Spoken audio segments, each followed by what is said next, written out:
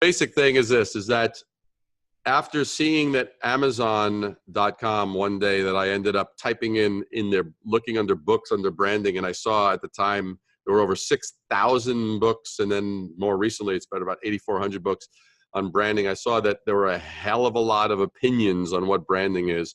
And so I made it my job to find out what branding in fact was, and what was the common denominator to all the brands that I worked with and helped that made a difference. And what that was, it came down to not 1,000 books or even any, it came down to 4 freaking words, man. 4 freaking words. And that is the art of differentiation. When you are branding in our very, very, very, very noisy world, you must go ahead and actually do things in such a way to be heard. Doesn't mean just because you're talking does not mean that you're going to be heard. Just because you're using words doesn't mean you're communicating. Just because you're using design doesn't mean that you're being seen. You must have, with all of those things, this component of differentiation, so that you do not blend in and add to the noise that's already out there. You must do what you need to do to differentiate yourself. So if everyone's going left, you may need to go right.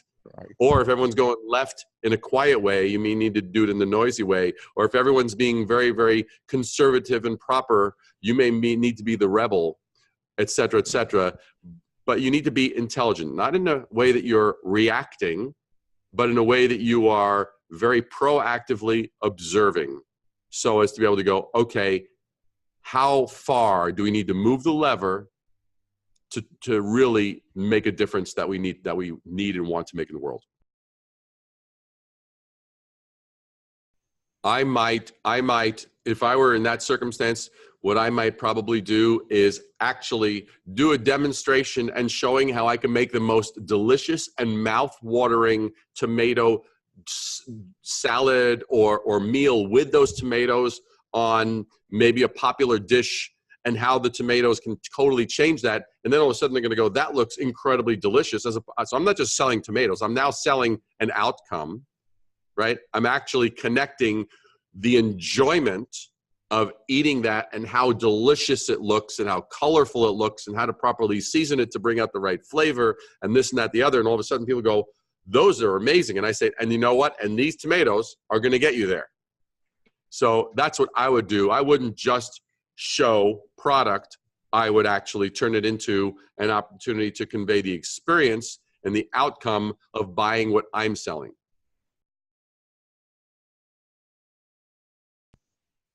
Well, if everybody is choosing one form of media, let's say everyone in a particular space that you're in, they're all choosing to do TV commercials or Facebook ads. You may choose a completely different avenue. You may choose a different way of communicating. If they're all doing something that is simply pitching their product, just trying to sell, and basically trying to interest you because of price, you can go the other side, which is more value driven, which is, you know what, there's some things that you don't know. Maybe there's some health benefits to what you're offering. Maybe there are some, maybe there's multiple purposes to what you're offering that are not known widely by other people. You know, and one of the examples for those that have been around, when Apple first introduced the first iPod, this was before the iPhone and before the iPad, but the iPod, prior to that, there were other MP3 players. There were about there were 3 or 4, Rovio and a few others. But yet Apple was the first one that came along, and they didn't pitch, hey, another MP3 player. It was cool. It used design. That was one differentiator. It used a different experience, the click wheel. That was another differentiator. Mm-hmm. It connected this beautiful little white rectangle with these little white wires that went into your ears. And then the music, the explosive music, that was a differentiator. And they had their tagline, which was the differentiator of like 1,000 songs in your pocket. Each of those, that's 5 differentiators right there, right? And that's the other thing. When you are doing branding, you don't want to invest and figure and hope that just one thing is going to make the difference. You want to lean on the side of excess, figure out 3, 4, 5, 6, 7 ways to differentiate. And that cumulatively will actually become even more of a differentiator, because most brands, the majority of brands, do have, maybe if they have any differentiators at all, they'll probably only have one, maybe 2, but they're not going to have 5, 7, 8, 9. So that alone shows how much you as a brand are investing, whether that's for a personal brand or for a product or a service. It doesn't matter. Either way, that level of differentiation shows that you are all in and you are not going halfway, and that you're not just mediocre and you're just not just kind of like, you know, we're kind of being a little bit lazy. You're actually pushing it. You're pushing it hard. There's no amount of beauty that will be a substitute for a poor quality service or product. You have to have, you have to. If you do that, it's actually going to backfire on you, because what will occur is people will have a higher expectation, because it looks like, it's kind of like, I'll give you an example for any of your listeners who have ever gone out on a date. I figure everyone has gone out on at least one date. Okay? Yeah. So go out with somebody on a date, whether it be, you know, whoever it is, and you go out and you look at that person. So if a guy, you know, however it is, you're looking at the girl, or the vice versa, whatever that is. And then so you go, okay. And he or she looks lovely. And you have it, and they dressed nice. And then you sit down, and then you find out that they're dishonest. And you find out that they have really bad habits. And you find out that they don't clean up after themselves. And you find out while you're eating that the food drips down their face. And you find out that their nose is running. And they don't even notice any of this, by the way. And then they go to the bathroom, and when they come back, there's toilet paper hanging out of their whatever, their pants or their dress or their skirt. And you go, what the hell? You're going to be very upset, because you had a higher expectation because of how it looked. And so you would have been fine if that person looked not so impressive, and then it all matched. You go, okay, I didn't have high expectations. You'll go, okay, it's as it looked, it's as it appeared. But if it actually looks great up front but doesn't deliver on it, that's a horrible combination. It's the job of every brand, whether it's delivering a product or a service, to do that. And as well as this applies to personal as well as you know, actual product and services. So you need to make sure everything lines up. If you're going to put yourself in the world, show up fully. Don't go on autopilot. To me, the worst thing that any brand can do is go on autopilot and figure beauty is going to compensate for substance. That's not going to happen. You need to have both. Well, the qualities are consistency. If you are inconsistent as a brand, that will erode and eat away at your brand. You need to be consistent. Now, granted, when Steve Jobs was alive and with Apple, there was a certain consistency of innovation that was the trademark of Apple. Now, Apple has innovated less, but it has still delivered still a good experience, consistent enough, and it's riding a lot on its legacy. But they do more right than they do more right steps than they take wrong steps. They're not considered to be probably as innovative as they had been under Steve Jobs, but there's still the hope. There's still the idea, and there's still an allegiance, because there's still, again, more right than there is a wrong in terms of the experience, in terms of Apple as a culture, and you know, their branding tends to be very strong. Their packaging is incredibly strong. Yeah, and so they're solid. So that's the sustainability. I would say that any brand, for it to be sustainable, would balance two key components: Mm-hmm. the known and the unknown. And this I cover in my book, in Brand Intervention, which every one of your listeners should buy now, like as in now, like right now. All right. Right. But the thing is this: is you want the known and the unknown. Known is what people expect. They already know that your brand, that a brand of your type, your service, your product, or your whatever, there's certain things that are expected. It does what it says it's going to do. It's going to look how you expect it to look. It's going to perform how you expect it to perform. It's going to have the longevity. And that's the known. Those are the knowns. It's going to have good people when you call up and you need any kind of support. You're going to have helpful people. Those are the knowns. Those are nice. Those aren't special. That meets the expectation of just being in business. Now you enter into, above that, you enter into the new realm. The new realm is the unknowns. It's like, what are you as a brand or a service or an individual going to provide to me that I didn't expect? Something above my expectation.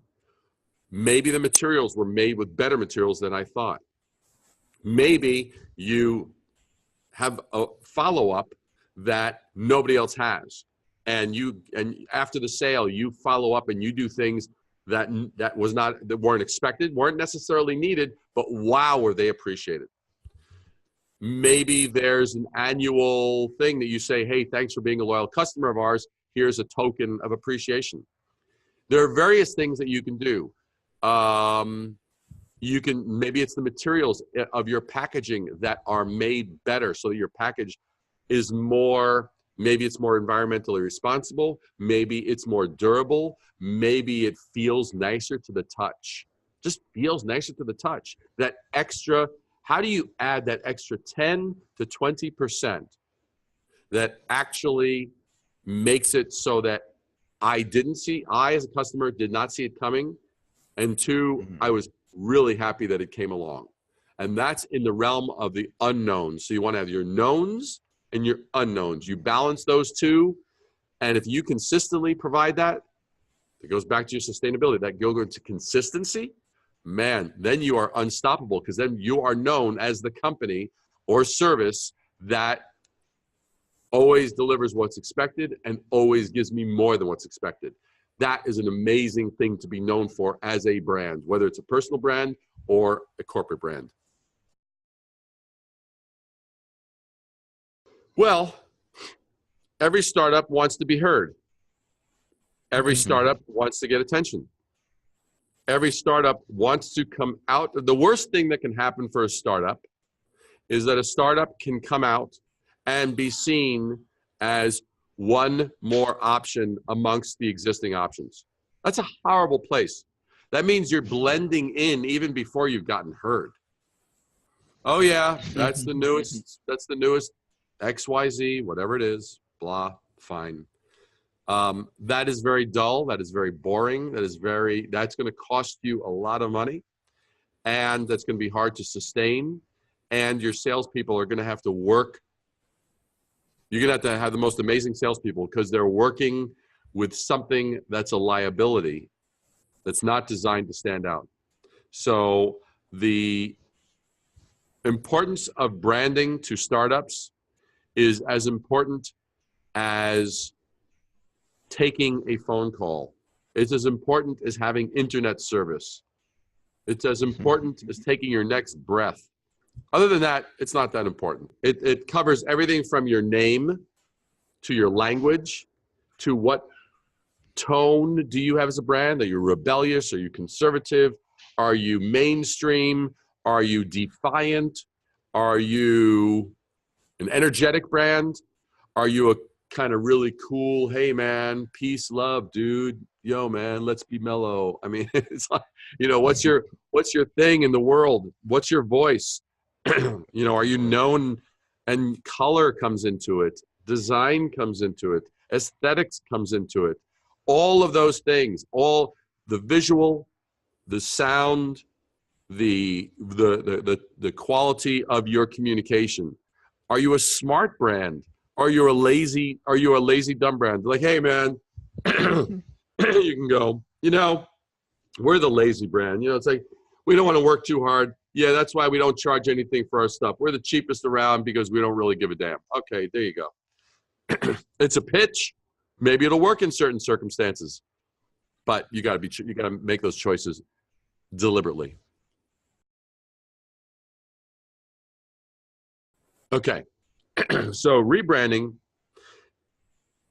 is something that a company must be attentive to when you start to see that your relevance as a brand, that you are kind of plateauing, meaning that, okay, you know what? Maybe at a certain point you were like the leader. You were seen as the preferred brand. You were chosen. You were asked for by name. And now all of a sudden, there are other players. Maybe the technological landscape has changed. Maybe the cultural needs have changed. Maybe what you used to offer is no longer as relevant as something else today. And maybe you've done a very, very, very poor job of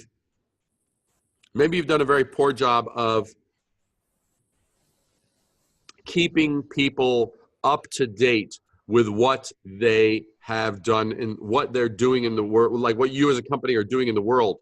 And maybe I've actually had circumstances like this where companies, they have done a poor job of keeping their customers up to date on what they did and the changes of the company, so that people, their customers, only know them for what they were known about 30 to 40 years ago. What if you and I only knew, let's use Apple just because we talked about Apple and a lot of people know Apple. So let's say you and I, the only thing that we remember Apple for is the iPod.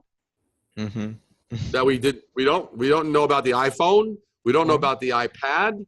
We don't know about other breakthroughs. We don't know about the iMac. We don't know about the iMac Pro.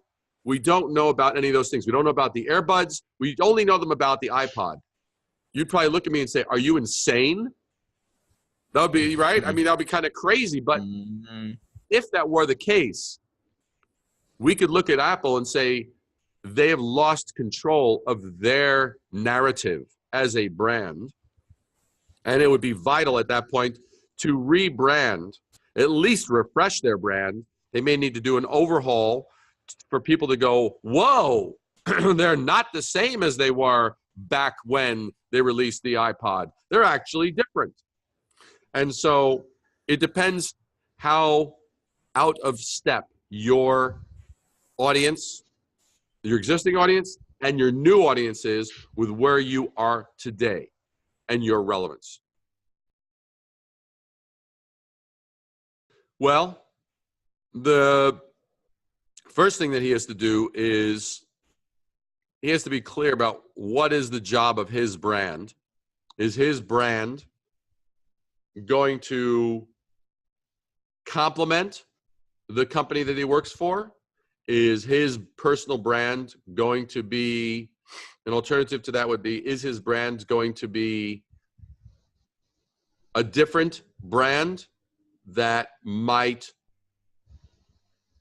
so let's say, for example, let's say, well, you gave an example of working for a bank. So let's say that bank is known for servicing people who are more mature. Let's say from people who are 50 and older, it's a good bank for them because of the different types of programs that they have. Okay. Now, if this person is 25 years old or 30 years old, says, hey, I want to brand myself as the younger person's banking solution. Right.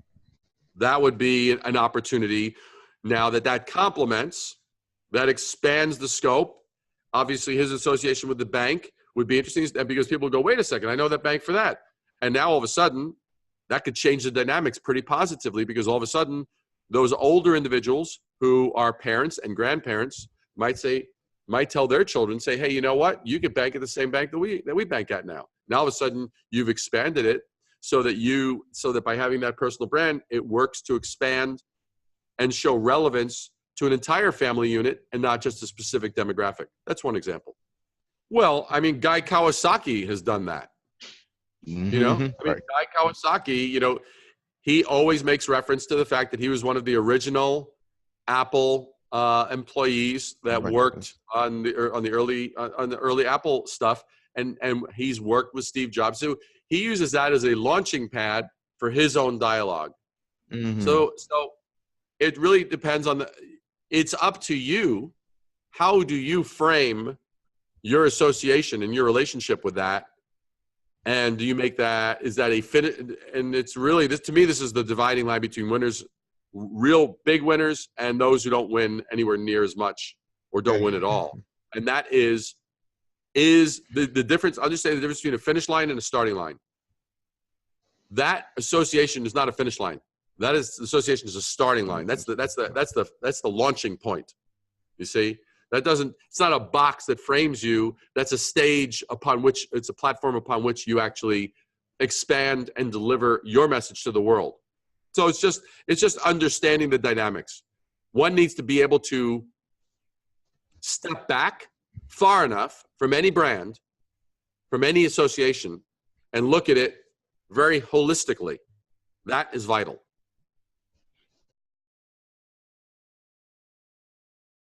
Sometimes you have to acknowledge how a brand, if a brand has died, you may have to say, you know what? We fell out of touch. We've done a full evaluation of, we fell out of touch with our customer, and here's what we've done to reinvent ourselves. Sometimes you need to be very forthright about that. Other times it could be more subtle. But you got to do what's going to work and what's going to be real. And it also depends on how much noise is in your space. If there's a lot of change, if you're in a very, very noisy, a lot of change, a lot of progress, a lot of shifts, a lot of pivoting in your industry, then you need to be more forthright. You need to be more direct. Brand story. Brand story is vital. Brand story is the foundation. The visuals and colors and the design add a whole dimension that people can recognize. Because in the world, people are going to pass by and see your brand. So that's on the visual. But there's a whole culture of people who love to listen. They love podcasts, or they listen to Alexa briefings, or they might enjoy videos and such like that. So you can use style in any of those capacities. I mean, let's say, for example, if every one of your competitors used a certain style of video, let's say they all used photographic, you may want to go down and create an animated sequence that's totally different. And that just stylistically, people will say, oh, they'll see that and they'll think of you, just because. And if you do that with consistency, that's one way. That also you may create incredible stories online that people love to enjoy and follow. You may create little episodes of things. That's part of your story. But your brand story to me is one of the most exciting parts, because it lays the foundation. I think of a brand as I love music, I love food. And so oftentimes I'll use those analogies. So, for example, I would compare a brand to music. Okay, very common songs, whether you're dealing with certain jazz songs or you're dealing with certain pop songs or whatever, you'll have two key components. You will have the music, and then you'll have the lyrics. Good. So the words, the brand story, and the lyrics. And then the music are the visuals, you see. So to me, those are the two things. Now, and some people might say, yeah, but there is also instrumentals, man. You know, it's like, like Rhapsody in Blue by George Gershwin, or Chameleon by Herbie Hancock. And I'm going, yeah, there's that. And that may have its place. But the songs that seem to get a lot of mileage in the world do have words and music. Mhm. And a brand is similar in that way, words and music. Brand intervention took me on and off 2 years to write. It was after working with companies for over 3 decades and seeing the exact things that made the difference for those brands. It's been called the best branding book ever. It's been called the branding Bible. Awesome. It's been called an instant classic. Damon John, I don't know if Damon John is known but by your listeners or not. But Damon is on a show that's very popular here in America called Shark Tank, which is where people who create products and they'll pitch. They basically will pitch these investors who will either say, "I'm out," meaning that they're not interested, or they may actually then invest. Damon wrote the foreword to the book. I wrote the book essentially 3 times. The third time was a charm. My editor had rejected my first 2, not because the content wasn't good. The content was fine, but it wasn't in my voice. That's what my editor told me. It's not in your voice, David. It's not in your voice. It's not in your voice. But the thing was that the book is not like any book that any of your readers have seen. Guaranteed. The book, I would say you want to get the book. And my recommendation, get the hardcover. It is the best production. It's better than the paperback. If you have it and you expect a lot of people, like let's say you have an office where a lot of people are going to be referring to it, get the hardcover. It's designed to last that journey. But the basic thing is that the book, it's larger in text. It is by design, not because I think people can't have bad eyesight. It's because I wanted it to be, as you know from following me, I'm very emphatic. I'm not ambiguous about where I stand on issues. And I wanted the book to mirror that intent on my part. And so the book is designed with large lettering. It is to make the point. And the book was designed and written specifically so that there was no fat, there was no fluff, there was no BS, there was no filler. Because I personally had enough of reading books, 300-page business books that would have 10 pages would be the real good stuff, and then the other 290 pages would be, I got nothing more out of them. So this, I literally have had people say, this is like a concentrated. This is like if you've ever bought any of those little, a concentrate to make a drink or something. It's like super you don't want to just have it by itself, or a coffee concentrate. You don't want to just drink it by itself because you'll be like, blah, blah. But the thing is, this is really concentrated so that I cover more. I can guarantee someone reads any 5 chapters randomly. Pick any 5 chapters. You will get more out of those 5 chapters than you will out of probably 5 other books combined. Wow. Because it's that intensive. And the first 200 pages, and it's a fast read, by the way. People usually read this within a matter of a few hours. But then once they're done, because it was so intense, they want to read it again. Yeah. But the last 50 pages, I show you.